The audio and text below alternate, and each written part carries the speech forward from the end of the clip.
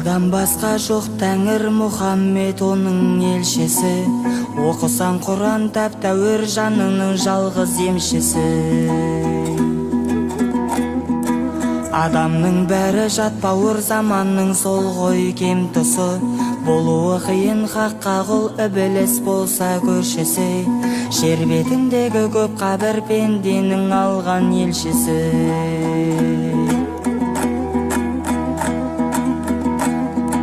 Құлдың да қолдан ес артық, нәпсісін түгел тиіс артық. Намазын оқып 5 уақыт, иманын кәміл жис артық. Қиямет күні құлдым деп Алланың өзі сүйс артық. Жәннатта ғұмыр кешесің, көңліңде сонда күй шалқып.